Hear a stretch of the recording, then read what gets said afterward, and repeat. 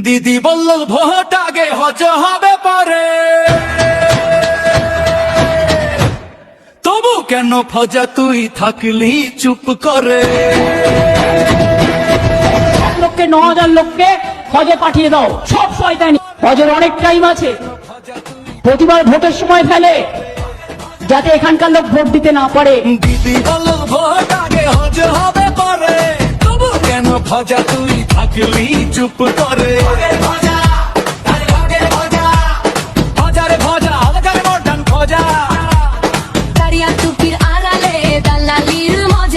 রাজনীতির গদি দখলের জন্য ভাই সাধারণ লোক থেকে শুরু করে টুপিওয়ালা দাড়িওয়ালারাও কাঁচা খুলে লেগেছে। কি হবে?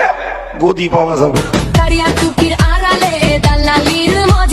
ফেসবুক পেজ মিষ্টি গান মর্দান খোঁজাবে ইমান, গদি পাওয়ার নেশায় খোয়ালি রে তোর মান। ফেসবুক পেজ মিষ্টি গান মর্দান খোঁজাবে ইমান, গদি পাওয়ার নেশায় খোয়ালি রে তোর মান।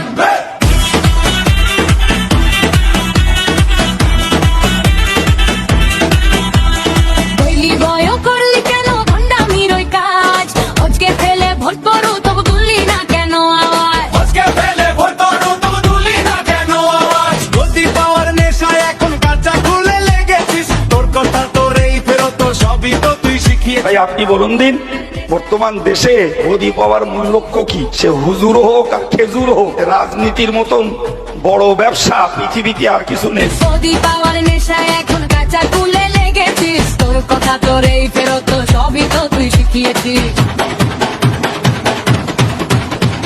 বললি হুজুর হোক কি খেজুর, রাজনীতি তো ব্যবসা। রাজনীতির মতন বড় ব্যবসা পৃথিবীতে আর কিছু নেই। বললি হুজুর হোক কি খেজুর, রাজনীতি তো ব্যবসা। তোদের মতো ফজা দিয়ে সমাজ আজ ঝাপসা। বললি হুজুর হোক কি খেজুর, রাজনীতি তো ব্যবসা। তোদের মতো ফজা দিয়ে সমাজ আজ ঝাপসা। মার পুলিশ বেইমানি করে জিততে যদি পারিস রে ভাই, সাত পুরুষ বসে খাবে আর কোনো চিন্তা নাই। একবার মেরে কেটে হাতে পায়ে ধরে চুরি চামারি করে ছাপ্পা টাপ্পা মেরে একবার হতে পারলি 7 পুরুষ বসে খাবে।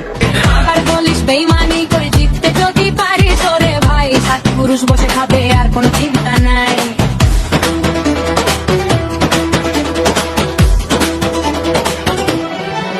চুরি বেইমানি করে যেতে হবে যেভাবেই হোক, রাজনীতির এই নোংরা ব্যবসায় ঠকছে আর সাধারণ লোক। চুরি যেতে হবে যেভাবেই হোক, রাজনীতির এই নোংরা ব্যবসায় ঠকছে আর সাধারণ লোক। সেবা নয় শান্তি নয়, রাজনীতি তো টাকার জন্য। ওরে বেইমান ভজা তুই আসলি তবে কি জন্য? এখানকার রাজনীতি এটা মানুষের সেবার জন্য নয়, শান্তির জন্য নয়, সুবিচারের জন্য নয়, এটা টাকার জন্য, গদির জন্য, জাতির কাছে নেতৃত্ব আর মাতব্বরি করার জন্য। সেবা নয় শান্তি নয়, রাজনীতি তো টাকার জন্য। ওরে বেইমান ভজা তুই আসলি তবে কি জন্য?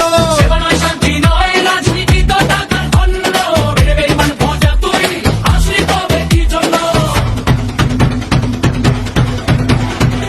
জাগে নাকি ভোট আগে, ভজা